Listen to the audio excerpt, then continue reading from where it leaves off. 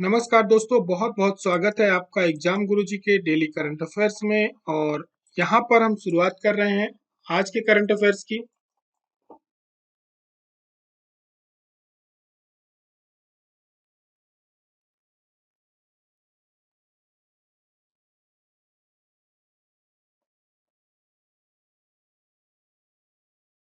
नमस्कार दोस्तों, मैं हूं नीलेश और आज के करंट अफेयर्स 22 नवंबर दिन मंगलवार के करंट अफेयर्स में एग्जाम गुरुजी के डेली मध्य प्रदेश के करंट अफेयर में आप सभी का एक बार स्वागत करता हूं। करंट अफेयर की शुरुआत करने से पहले आपको जानकारी दे देते हैं कि यदि आप एमपीपीएससी की तैयारी कर रहे हैं तो प्री और मेंस के नोट्स एग्जाम गुरुजी के प्लेटफॉर्म पर उपलब्ध हैं। प्री के नोट्स के साथ आपको मिल रहा है डेली आंसर राइटिंग प्रैक्टिस, जिसकी कॉस्ट 895 रुपए है और ये आपको 1299 रुपए के नोट्स के साथ फ्री मिल रहा है। इसमें किसी भी प्रकार के आपसे कोई डिलीवरी चार्जेस नहीं लिए जाएंगे। ये जो डेली आंसर राइटिंग प्रैक्टिस है, छोटे छोटे फॉर्मेट में है, प्री प्लस मेंस की आपकी तैयारी पूरी करा देता है। वहीं 3000 के जो मुख्य परीक्षा के नोट्स हैं उसके साथ आपको मिल रहा है 1295 रुपए की मेंस की मुख्य परीक्षा की टेस्ट सीरीज। ज्यादा जानकारी के लिए नीचे दिए गए नंबर पर आप कांटेक्ट कर सकते हैं, साथ ही में एग्जाम गुरुजी के ऐप से परचेज कर सकते हैं। ज्यादा समय न लेते हुए आगे बढ़ते हैं और आप सभी के लिए एग्जाम गुरुजी में होने वाला है 8 जनवरी 2023 को एकलव्य स्कॉलरशिप टेस्ट। इस स्कॉलरशिप टेस्ट में आप जो टॉप 5 रैंकर होंगे उन्हें मिलेगा एमपीपीएससी प्री प्लस मेंस का वीडियो कोर्स पूरी तरह से फ्री। ये जो टॉप 5 रैंकर होंगे उन्हें दिया जाएगा रैंक 1 से लेकर के 5 तक के। जिनकी रैंक 6 से लेकर के 10 आएगी यानी 6 to 10 में होंगे उनको एमपीपीएससी प्री का वीडियो कोर्स दिया जाएगा। साथ ही में जिनकी रैंक 11 से 50 होगी उन्हें एमपीपीएससी प्री टेस्ट सीरीज 2022 की जो लॉन्च की जाने वाली है वो बिल्कुल फ्री दी जाएगी। ये हमारे टॉप 50 रैंकर्स के प्राइस होंगे, लेकिन जो टॉप रैंक 100 हों जिनकी आएगी 100 रैंक के अंदर आएगी उनको एक तरह से आप ये कह सकते हैं कि हमारे यदि कोई भी वीडियो कोर्स परचेज करते हैं, चाहे वो एमपीपीएससी का हो चाहे वो व्यापम का हो, उसमें फ्लैट 60% का ऑफ दिया जाएगा। ये ऑप्शनल रहेगा। यदि वो ये कोर्सेज परचेज करना चाहते हैं टॉप 100 रैंकर्स तो वो ये परचेज कर सकते हैं, उन्हें 60% का ऑफ दिया जाएगा। अब आप पूछेंगे कि इसका सिलेबस क्या होगा जो ये टेस्ट आयोजित किया जाने वाला है। तो इसका सिलेबस बहुत ही सिंपल है। मध्य प्रदेश और 2022 का संपूर्ण करंट अफेयर्स, ये आपके टेस्ट में इससे जुड़े हुए ही केवल प्रश्न आएंगे। ये आपका सिलेबस है। साथ ही में ये जो टेस्ट होंगे ये बाइलिंगुअल होंगे, यानी दोनों भाषाओं में होंगे। 100 एमसीक्यू इसके अंदर होंगे, ऑब्जेक्टिव्स। ठीक है। अब किसी भी प्रकार से तुक्का ना लगे इसके लिए हमने व्यवस्था कर रखी है। इसमें माइनस मार्किंग रहेगी जो कि 2R-1W के फॉर्मूले पे चलेगी। दो आप यदि आपके प्रश्न सही होते हैं तो आपको 2 नंबर मिलेंगे, यदि आपका एक प्रश्न गलत होता है तो आपके 1 नंबर कट जाएंगे ऑटोमेटिक। ये टेस्ट पूरी तरह से ऑनलाइन होगा और ये लाइव टेस्ट सीरीज होगी, सभी लोगों के लिए एक ही समय पे आयोजित की जाएगी।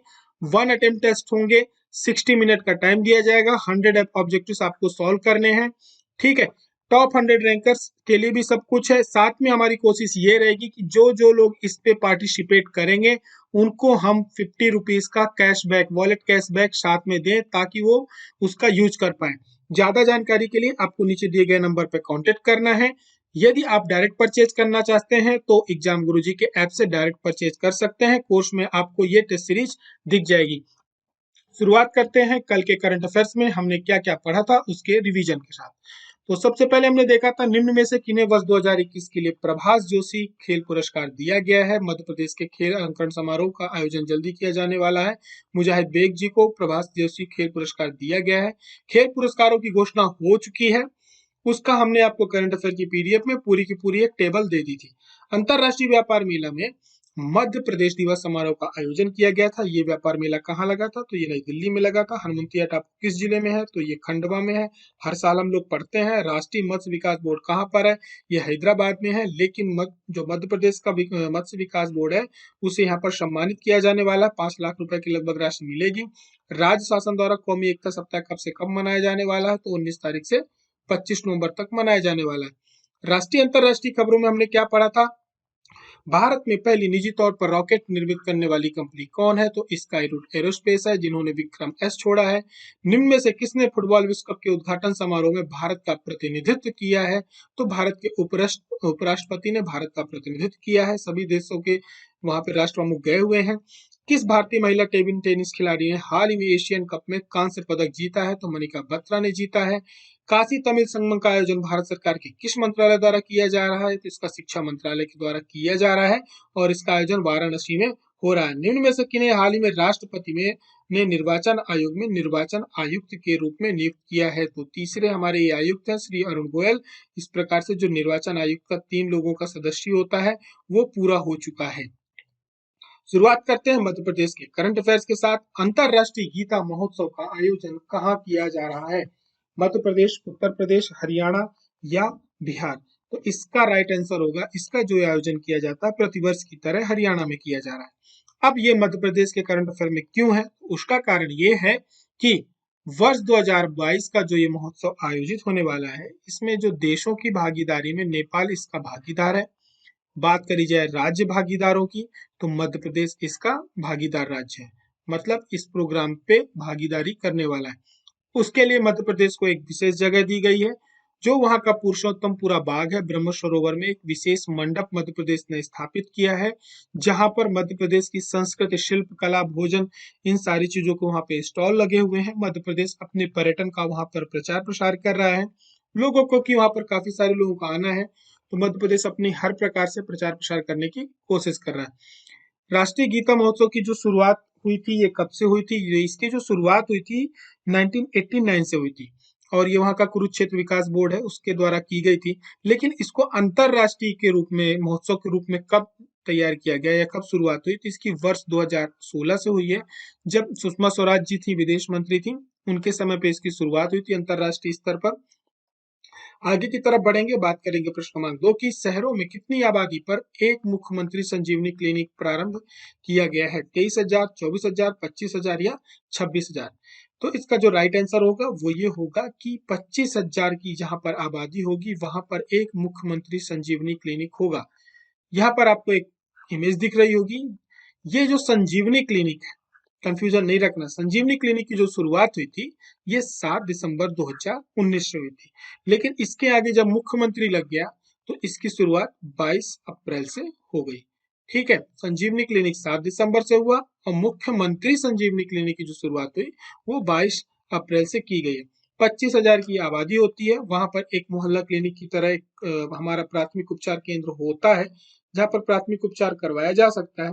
अभी हाल ही में जो मध्य प्रदेश के नगरीय विकास मंत्री हैं, इन्होंने बताया है कि मध्य प्रदेश में लगभग अभी जो 783 के आसपास मुख्यमंत्री संजीवनी क्लिनिक स्वीकृत किए गए हैं, उसके लिए 121 करोड़ 25 लाख की रुपए की राशि आवंटित की जा चुकी है। प्रश्न क्रमांक 3 में आते हैं। हाल ही में मुख्यमंत्री ने जननायक टांटा भील गौरव यात्रा की शुरुआत करी है, तो इसकी शुरुआत कहाँ से की गई है? इंदौर से, कुची से, पाताल पानी से या मक्सी से?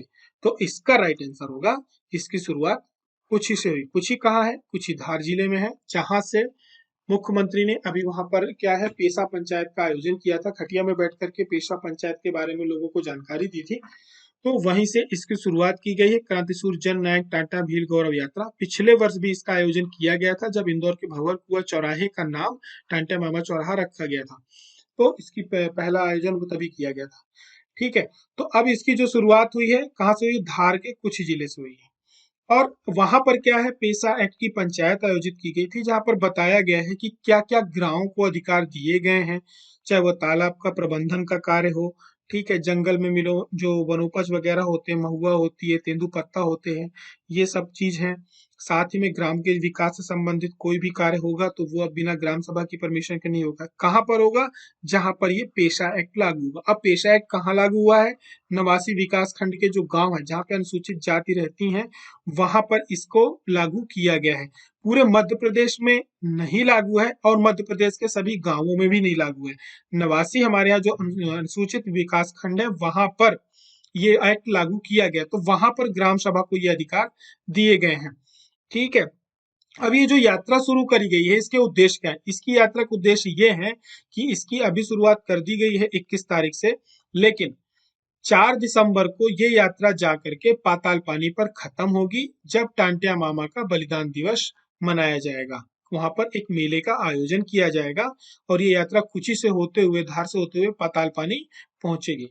टांटिया मामा का जन्म कहाँ हुआ था? तो इनका जन्म जो हुआ था उस समय पे निमाड़ के खंडवा जिले के पंधाना तहसील के बड़दा अहिर गांव में हुआ था। इनका जो वास्तविक नाम है वो तांतिया है। ये हमारे पीएससी के प्रश्न में भी आया था। और ब्रिटिश रेजिडेंसी के द्वारा जब इन्हें गिरफ्तार कर लिया गया था, सेंट्रल इंडिया जेल में रखा गया, उसके बाद इन्हें जबलपुर में भेजा गया, जहां पर इन्हें फांसी की सजा सुनाई गई थी। और जो इनकी फांसी थी, इन्हें 19 अक्टूबर को इन्हें फांसी की सजा सुनाई गई, लेकिन इन्हें समय से पहले 4 दिसंबर को पाताल पानी में इन्हें एक तरह से आप ये कहें भगत सिंह की तरह निर्ममपूर्वक हत्या करके इन्हें वहां पर छोड़ दिया गया था, जहां पर इनका एक समाधि बनाई गई है और वहां पे पूरा एक पर्यटन क्षेत्र भी विकसित किया जा रहा है। बढ़ेंगे प्रश्न क्रमांक 4 की तरफ।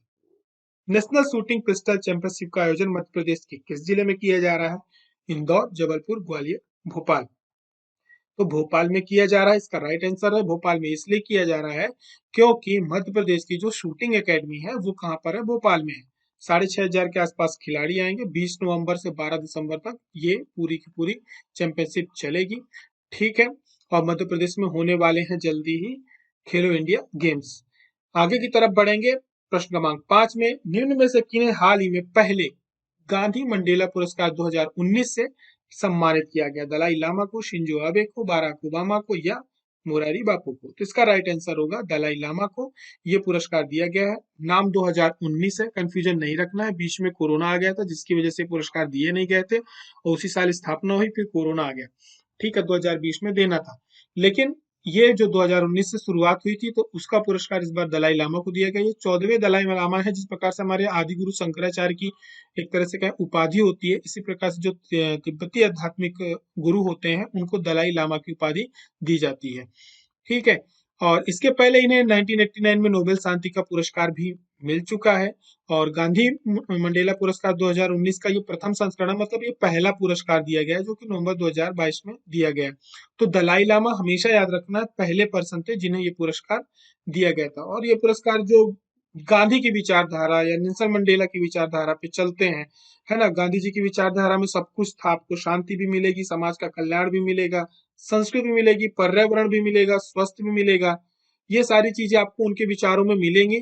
तो गांधी और मंडेला जी जिनके विचारों में चलते थे, गांधी जी के विचारों में चलते थे। उनके आध्यात्मिक गुरु कौन थे? गांधी जी थे। तो इन्हें भी दक्षिण अफ्रीका का गांधी कहा जाता है। ठीक है। तो इन दोनों के नाम से इस पुरस्कार की शुरुआत की करी गई है और ये इस प्रकार से मेडल दिया जाता है गांधी मंडेला पुरस्कार में। इसका जो दिया जाता है, किस संस्था के द्वारा दिया जाता है? तो एक गांधी मंडेला फाउंडेशन बनाया गया है जिसके द्वारा ये पुरस्कार दिया जाता है। और ये एक अंतरराष्ट्रीय पुरस्कार है। इसका मुख्यालय नई दिल्ली में है। ये एक एनजीओ है जो कि भारत सरकार के पास क्या है? रजिस्टर्ड है।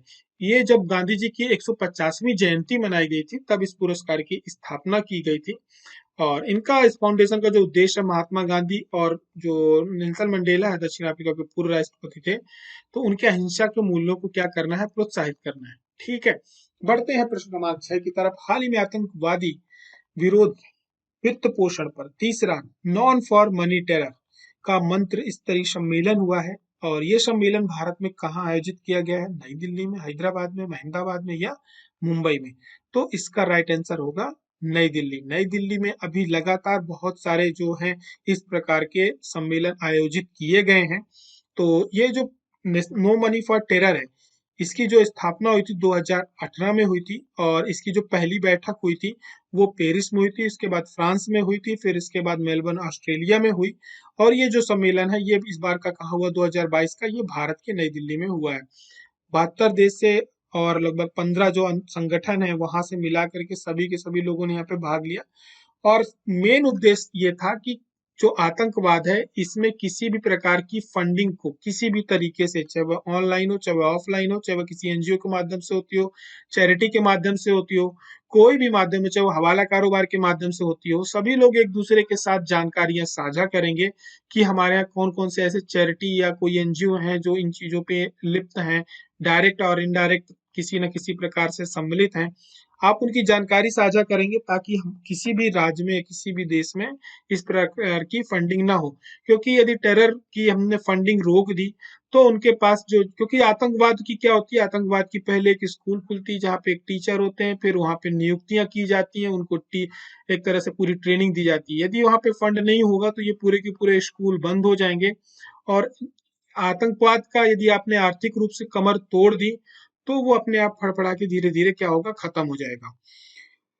तो इसके अब यहाँ पर क्या हुआ है कि जो चीन है वो इस सम्मेलन में बाय डिफॉल्ट आया ही नहीं है और पाकिस्तान को आमंत्रित ही नहीं किया गया है। तो पाकिस्तान को आमंत्रित करने का कोई मतलब रह भी नहीं जाता है क्योंकि मेन फंडिंग तो वहीं से होती है। ठीक है। इसके अलावा भारत में क्या हुआ था, इंटरपोल की वार्षिक आम सभा का आयोजन कहाँ किया गया था, नई दिल्ली में किया गया था। ये अब भी हुई थी, नवंबर के महीने में इंटरपोल की वार्षिक आम सभा हुई थी नई दिल्ली में। और संयुक्त राष्ट्र की जो सुरक्षा परिषद है उसकी आतंकवादी रोधी समिति का एक विशेष सत्र का आयोजन भी मुंबई और नई दिल्ली में किया गया था। तो इस बार भारत में आतंकवाद से संबंधित लगातार 3 सम्मेलन हो चुके हैं। बढ़ते हैं प्रश्न क्रमांक 7 की तरफ। कार्लोस अल्कराज जो हाल ही में सबसे कम उम्र के नंबर 1 एटीपी, ठीक है, खिलाड़ी बने हैं, ये किस देश के खिलाड़ी हैं? Spain, America, Britain. यहाँ पर एक आंसर अपना गड़बड़ डल गया है, तो कौन है, किस देश के खिलाड़ी हैं? ये हैं स्पेन के। तो नंबर 1 एटीपी, एटीपी खिलाड़ी होते कौन है? ये टेनिस प्रोफेशनल होते हैं, ठीक है, एसोसिएशन ऑफ टेनिस प्रोफेशनल। तो जो कार्लोस अल्कराज हैं ये स्पेन के रहने वाले हैं और ये टेनिस खिलाड़ी हैं। जिस प्रकार से आपके रोजर फेडरर होते हैं, राफेल नडाल हैं, ये लोग हैं, इसी प्रकार से ये भी टेनिस के खिलाड़ी हैं। ठीक है, इन्होंने क्या है कि ये अब सबसे कम उम्र के नंबर 1 रैंक पर आने वाले खिलाड़ी बन चुके हैं। और इन्होंने क्या है, अभी हाल ही में जो ऑस्ट्रेलिया के खिलाड़ी हैं लेटन हेविट, उनका रिकॉर्ड तोड़ा है। और इनके अलावा ये क्या है कि जो कार्लोस अल्कराज हैं, इन्होंने एटीपी रैंकिंग में 32वें स्थान के खिलाड़ी के रूप में 2022 में इन्होंने शुरुआत करी थी। और इसके अलावा जो खिलाड़ियों में, जो टेनिस खिलाड़ी होते हैं, इनमें बिग फोर माने जाते हैं। वो बिग फोर कौन कौन होते हैं, हम सभी लोग उनका नाम जानते हैं। एक तो नोवाक जोकोविच होते हैं, दूसरे रोजर फेडरर हैं, एंडी मरे हैं और राफेल नाडाल हैं। तो ये जो 4 खिलाड़ी हैं ये लोग बिग फोर कहे जाते हैं। ठीक है। तो 2003 में जो एंडी रेडिक हैं, ठीक, एंडी रेडिक के बाद अंतिम शीर्ष में पहुंचने वाले ये अकेले खिलाड़ी हैं जो वर्तमान में हैं। ठीक है। इसके अलावा इनकी कई उपलब्धियां हैं, लेकिन हमें याद रखना है कि ये किसके खिलाड़ी हैं, ये टेनिस के खिलाड़ी हैं और कहाँ के रहने वाले हैं, स्पेन के रहने वाले हैं। यदि बात करें हम एटीपी की, एसोसिएशन ऑफ टेनिस प्रोफेशनल की, तो इसकी जो स्थापना हुई थी वो 1972 में हुई थी। ये जो पेशेवर खिलाड़ी होते हैं उनके लिए टूर्नामेंट का आयोजन करता है पूरे दुनिया में। और साथ ही में 2021 में जो नोवाक जोकोविच हैं ये पहले नंबर के सर्बियाई खिलाड़ी थे। इनकी जो रैंक थी फर्स्ट चल रही थी। इसका जो मुख्यालय है वो लंदन में है, यूनाइटेड किंगडम में। और इनके जो सीईओ मसिस्मो कालवेली हैं। आगे की तरफ बढ़ेंगे, बात करेंगे प्रश्न क्रमांक 8 की। मुख्य चुनाव आयुक्त श्री राजीव कुमार को किस देश के आगामी चुनावों के लिए अंतरराष्ट्रीय पर्यवेक्षक के तौर पर आमंत्रित किया गया है? नेपाल, म्यांमार, भूटान या श्रीलंका? तो इसका राइट आंसर होगा नेपाल। इनको क्या किया गया, आमंत्रित किया गया है। श्रीलंका में चुनाव होने की संभावना नहीं है। म्यांमार में भी इस समय सैन्य शासन लगा हुआ है तो वहां भी चुनाव हो नहीं रहे हैं। तो इन्हें कहा किया गया, नेपाल इन्हें आमंत्रित किया गया है। और ये हमारे देश के लिए बहुत गर्व की बात है क्योंकि जो ईसीआई है ये एक प्रकार से क्या है, भारत का एक संस्थान है हमारा, जो चुनाव और प्रबंधन से संबंधित क्या करता है, ट्रेनिंग प्रोवाइड करता है। और इसको इंटरनेशनल में भी, पूरे अंतरराष्ट्रीय स्तर पर भी एक अच्छे संस्थान, एक विश्वसनीय संस्थान के रूप में माना जाता है जो ईसीआई को। ठीक है, हमारा जो इलेक्शन कमीशन ऑफ इंडिया है। और इन्होंने क्या है कि अपना एक प्रोग्राम चला रखा है जो विश्व में कई देश होते हैं वहां पर चुनाव वगैरह किस प्रकार से कराया जाए। इसके एक तरह से आप ये कहो कि हमारे चुनाव आयोग की एक स्पेशलिटी है कि इतनी बड़ी आबादी वाले में एक एक व्यक्ति को चुनाव करवा लेना और इतने सारे चुनावों का आयोजन करवाना अपने आप में एक बड़ी उपलब्धि हो जाती है। तो भारत कई बार अन्य देशों को भी ट्रेनिंग, हमारे यहाँ के जो चुनाव आयुक्त होते हैं, कर्मचारी होते हैं, वो उन्हें वहाँ ट्रेनिंग देने जाते हैं। ठीक है।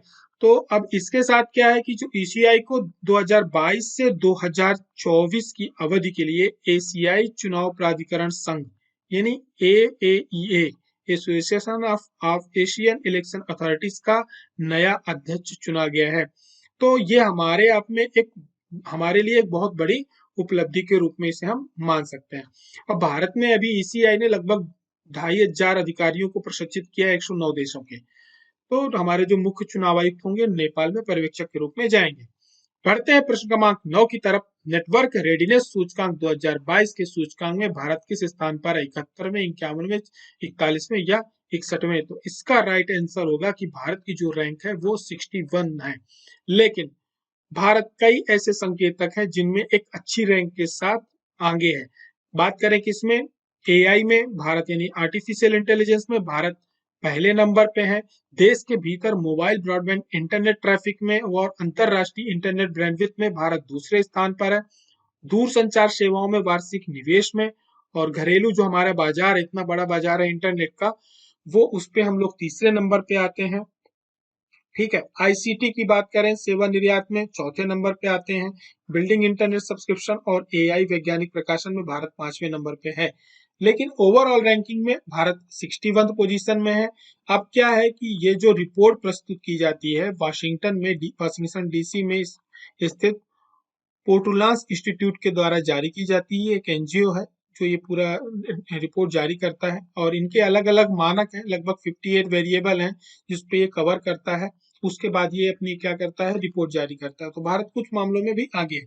दुनिया में बात करें तो सबसे जो टॉप रैंकर है, तो एक तो पहले नंबर पर यूएसए है, दूसरे नंबर पे आपको सिंगापुर मिलेगा, तीसरे नंबर पे आपको स्वीडन मिलेगा। एशिया प्रशांत क्षेत्र में हमारे क्षेत्र में बात करें तो सिंगापुर पहले नंबर पे, दक्षिण कोरिया दूसरे नंबर पे और जापान तीसरे नंबर पे है। और ये रहा आज का आखिरी प्रश्न, प्रश्न क्रमांक 10। अच्छा प्रश्न है, याद हो जाएगा एक बार में। किस देश के राष्ट्रपति के दल में सेवा के लिए पहली बार मारवाड़ी घोड़े भेजे गए? हमारे देश से पहली बार मारवाड़ी घोड़े निर्यात किए गए। नेपाल को किए गए, म्यांमार को किए गए, भूटान को किए गए या बांग्लादेश को किए गए? तो इसका राइट आंसर क्या होगा? इसका राइट आंसर होगा बांग्लादेश को किए गए हैं। डिटेल देख लेते हैं यहाँ पर हम। ये है मारवाड़ी घोड़े। इसकी एक अपनी एक खासियत है, एक तो देखने में बहुत सुंदर होता है, काफी फुर्तीला होता है, तेज भागता है, हाइट बहुत अच्छी होती है, इसकी हाइट पर्सनालिटी अच्छी होती है, आकर्षक घोड़ा होता है, इसलिए इसकी दुनिया में डिमांड बहुत ज्यादा है और इसकी कीमत जो होती है 10 करोड़ के आसपास होती है। ठीक है, इस घोड़े की कीमत जो होती है 10 करोड़ के आसपास होती है। अब इसको क्या किया गया, निर्यात किया गया और यहाँ से एक मार्ग खुल गया है। पर इसकी निर्यात की प्रोसेस होती है, सबसे पहले क्या होता है कि जो पशुपालन विभाग होता है वहां से आपको एनओसी लेके आना पड़ता है। इसके बाद अब जब आपने एनओसी ले ली तो इसके बाद आपको कहाँ जाना पड़ेगा, विदेश व्यापार के पास जाना पड़ेगा। वहां से भी आपको क्या लेनी पड़ेगी, अनुमति लेगी, लाइसेंस लेना पड़ेगा।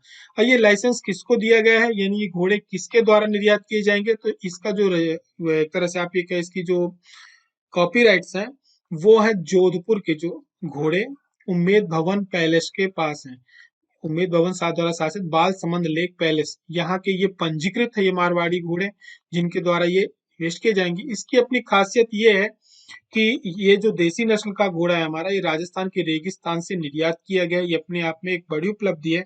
अब इसके बाद क्या है, इसकी जो डिमांड है वो जर्मनी में है, अमेरिका में है, संयुक्त अरब अमीरात में है, इन देशों में इसकी डिमांड है। अब यहाँ से क्या होगा, इन घोड़ों का निर्यात शुरू हो जाएगा। इसकी अपनी खासियत है, एक तो ये मारवाड़ क्षेत्र में उत्पन्न हुई है इसलिए मारवाड़ी घोड़े इन्हें कहा गया है। और ये गर्म और शुष्क रेगिस्तान की जो स्थिति होती है, एक क्षेत्र होता है, वहां पर ये अपने आप को क्या होता है, रख लेता है। ठीक है, जीवित रख लेता है। हमने आपको कल प्रश्न दिया था, सतपुड़ा के घने जंगल मध्य प्रदेश के किस साहित्यकार की रचना है? तो लगभग लोगों ने, आप सभी लोगों ने आंसर दिए हैं और इस बार की अच्छी बात यह है कि बहुत सारे लोगों के कमेंट आए हैं। पिछली बार 2 या 3 लोगों के रहते थे, इस बार कमेंटों की संख्या बढ़ी है और ये अच्छी बात है। यदि आप सभी को करंट अफेयर पसंद आ रहा है तो आप लोग आंसर में कमेंट जरूर किया करें, बढ़ चढ़ कर हिस्सा लिया करें। और आप भी देख रहे होंगे कि जब आप बाकियों के कमेंट पढ़ते होंगे करने के बाद, करंट अफेयर देखने के बाद, आपको बहुत सारी चीजें जानने को मिल जाती है। एक प्रश्न आपके कितनी सारी जानकारियां आपको देता है। मेरा अंदाजा है 6 से 7 से कम तो कैसे भी जानकारियां कम रहती नहीं, कम से कम 6 से 7 जानकारियां उस प्रश्न से संबंधित होती हैं। जैसे हमने ये प्रश्न पूछा था, सतपुड़ा के घने जंगल, अभी तक हमने केवल इतना रटा हुआ था कि ये किसके द्वारा लिखी गई है, भवानी प्रसाद मिश्र के द्वारा लिखी गई है। इनका जन्म कहाँ हुआ है? इनका होशंगाबाद, जिसका नाम नर्मदापुरम कर दिया गया है, वहां के टिगरिया गांव में हुआ है। लेकिन क्या आपको पता था कि इनको कविता का गांधी कहा गया है? कविता के गांधी किसके द्वारा कहा गया है? उदय प्रकाश मिश्र जी के द्वारा कहा गया है। और ये गांधीवादी विचारधारा के कवि थे। ये आपको पता था? नहीं पता था। लेकिन यहाँ से हमें पता चला, इन्हें साहित्य अकादमी पुरस्कार 1972 में दिया गया था। किसके लिए दिया गया था? बुनी हुई रस्सी के लिए दिया गया था। फिर इन्हें पद्मश्री से सम्मानित किया गया। फिर 82 में इन्हें उत्तर प्रदेश के द्वारा संस्थान सम्मान दिया गया और 1983 में भारत मध्य प्रदेश शासन के द्वारा शिखर सम्मान सम्मानित किया गया। और ये दूसरा सप्तक के महत्वपूर्ण कवि माने जाते हैं। ये सारी चीजें नीचे जो कमेंट बॉक्स में आप सभी को दे दी गई हैं। लेकिन जो सतपुड़ा के जंगल है, कभी आपसे पूछ लिया जाए तो ये कविता है अपने आप में, तो उसमें इन्होंने गोंडों पर लिखी है। कई बातें उन्होंने लिखी, उनकी जो एक उनके मकान होते हैं, उनका रहन सहन होता है, उनका जो एक पूरा का पूरा आप ये कह सकते हैं, तो पूरा उस पे उन्होंने लिखा है। ऐसा लगता है कि उन्होंने वहां पर बैठ के लिखा है। कविता पढ़ने के बाद आपको समझ में आएगा। कुछ पंक्तियां इनकी, कुछ लिख के सो, कुछ पढ़ के सो, तू जिस जगह जागा सवेरे, उस जगह से कुछ बढ़ के सो। यानी आप कुछ लिखिए, कुछ पढ़िए, यानी विचार करिए, उसके बाद सोइए। इसके बाद जब आप सुबह जगिए तो अपने जीवन को थोड़ा सा आगे बढ़ाइए, इसके बाद ही सोइए। यानी आपको यदि कुछ सुबह उठे हैं तो हमें कुछ ना कुछ कर्म करके ही, यानी पूरा दिन हमारा जो जीवन होना चाहिए वो कर्म पर आधारित होना चाहिए। उनका कहने का जो मुझे समझ में आया मतलब यही है, बाकी आप सब लोग उसको समझ लेंगे। लेकिन ये बहुत एक प्रेरक कविता है। ठीक है, तो ये थे हमारे पंडित भवानी प्रसाद मिश्र, जिन्हें भवानी दादा भी कहा जाता था। आप सभी लोगों ने, चाहे वो चंद्रकिरण हो, आयशी हो और रिमी हो, आप सब लोग लगातार आंसर करते रहते हैं। बहुत अच्छी बात है, आप सभी के आंसर में काफी कुछ बदलाव आने लगा है। आप बिल्कुल टू द फैक्ट में आ गए हैं, धीरे धीरे कहानी वगैरह लिखना बंद कर दिए। रितेश, आप भी लगातार आंसर अब देने लगे। रिमी और रितेश अभी शुरुआत करें, 5-6 करंट अफेयर्स में देख रहा हूँ लगातार आंसर कर रहे हैं। शमशेर जी बीच में विलुप्त हो गए थे, फिर से वापस आ गए हैं, बढ़िया बात है। प्रभात और सुरेश जी, आपके भी आंसर मैंने कमेंट पढ़े। आप सभी ने बहुत ही अच्छे तरीके से आंसर लिखा है। और अगला जो प्रश्न है, एक सज्जन ने, हमारे मित्र ने कमेंट किया था कि सर आप मध्य प्रदेश के प्रश्न दिया करिए। ये वाला जो दिया था पंडित भवानी प्रसाद मिश्र का, ये भी मध्य प्रदेश के ही है। और लगातार वही वही प्रश्न आ रहे थे, इस वजह से हमने सोचा कि थोड़ा सा टेस्ट में बदलाव कर दिया जाए, इसलिए वो प्रश्न दे दिया था। आज का प्रश्न आपके लिए ये है, जो ये धर्मराजेश्वर मंदिर है, धर्मराजेश्वर मंदिर, ये मध्य प्रदेश के किस जिले में स्थित है? महेश्वर में, मंडला में, मुरैना में या मंदसौर में? राइट आंसर आपको नीचे कमेंट में देना। छोटा सा सुझाव आप लोगों से मुझे चाहिए था, ज्यादा समय नहीं लूंगा। मैं ये सोच रहा था, हमारे दिमाग में एक चीज आई थी कि क्यों ना जो हम ये प्रश्न पूछते हैं, क्वेश्चन ऑफ द डे, इसको हम एक फॉर्मेट में चलाएं। जैसे मध्य प्रदेश की ज्योग्राफी हो गई, फिर मध्य प्रदेश की हिस्ट्री हो गई, फिर मध्य प्रदेश की पॉलिटी हो गई, फिर मध्य प्रदेश की इकोनॉमी हो गई, मध्य प्रदेश का आर्ट एंड कल्चर हो गया, ठीक है, मध्य प्रदेश का बाकी का पार्ट हो गया, मिसलेनियस हो गया। इस प्रकार से इसको यदि हम क्रम में चलाएं, सभी सेक्शन के यदि हम 10 से 12 क्वेश्चन होंगे, ठीक है, तो आपका लमसम 1 वीक, यानी ज्यादा खींचेंगे तो 10 दिन में, ठीक है, 10 क्वेश्चन हम सेलेक्ट करें। और तो उसका एक फायदा ये होगा कि हमारे क्वेश्चन पूछने का एक क्रम बन जाएगा, ठीक है। ये जब एक क्रम बन जाएगा तो उसका फायदा ये होगा कि आपके जो एमपी है वो धीरे धीरे क्या होगी, पूरी हो जाएगी। मध्य प्रदेश आपका कंप्लीट भी हो जाएगा। करंट अफेयर्स मैं करा ही रहा हूँ साथ में आपके, मध्य प्रदेश भी आपका पूरा हो जाएगा। और प्रश्न हम इस प्रकार से बनाएंगे कि वो प्रश्न अपने आप में बहुत सारी जो जानकारियां हैं, फैक्ट्स हैं, वो अपने आप में कंप्लीट कर दें। आपको ये सुझाव ठीक लगता है तो नीचे कमेंट बॉक्स में जरूर बताएं कि एक क्रम बना दिया जाए, एकदम से बीच में न उठाया जाए, या जिस प्रकार से प्रश्न बीच बीच से लाए जा रहे हैं, सरप्राइज हो जाते हैं, उसी प्रकार से चलाया जाए, एकदम से क्रम ना लिया जाए, क्योंकि दोनों चीजों का अपना आनंद है। रेंडमली क्वेश्चन उठने पे और मजा आता है, साथ में यदि क्रम में चलेगा तो एक तरह से ये भी कह सकते हैं कि हमारी, यदि आप लोग पढ़ाई कर रहे हैं अपने हिसाब से तो शेड्यूल भी कर सकते हैं। पर मेरा मत रैंडमली में है, क्योंकि एकदम से क्या होता है, रिफ्रेश हो जाता है जब हम नए क्वेश्चन देखते हैं। तो धर्मराजेश्वर मंदिर के बारे में बताना है कि किस जिले में स्थित है। यहाँ पर कई चीजें हम दे सकते हैं। एक तो ये मंदिर कहाँ पर है, ठीक है। दूसरा, इस पे किस शैली पे बना हुआ है, किसके द्वारा बनवाया गया है, ये जानकारियां हो सकती हैं। या हम जिले के बारे में कुछ जानकारियां दे सकते हैं। आप सभी के कमेंट का मेरे को इंतजार रहेगा। जिसके कमेंट अच्छे होंगे, एग्जाम गुरु जी की तरफ से उन्हें लाइक दे दिया जाएगा। आप सभी लोगों से अनुरोध है कि आप जब भी नीचे दिए गए कमेंट, जिनको एग्जाम गुरु जी अपना हार्ट देता है, आप लोग भी उनको एक लाइक दे दिया करें, क्योंकि काफी मेहनत से वो लोग लिखते हैं। साथ ही में जिनके आंसर राइट होंगे एग्जाम गुरुजी की तरफ से उन्हें लाइक दे दिया जाएगा। हमारी और आपकी मुलाकात कल के करंट अफेयर्स में होगी। और यदि आप एमपीपीएससी प्री और मेंस की तैयारी करना चाहते हैं तो प्री के कोर्स के साथ प्री के नोट्स, मेंस के कोर्स के साथ प्री प्लस मेंस, जिनकी कॉस्ट 5,000 रुपए है, वो नोट्स आपके घर पे पहुंचाए जाएंगे।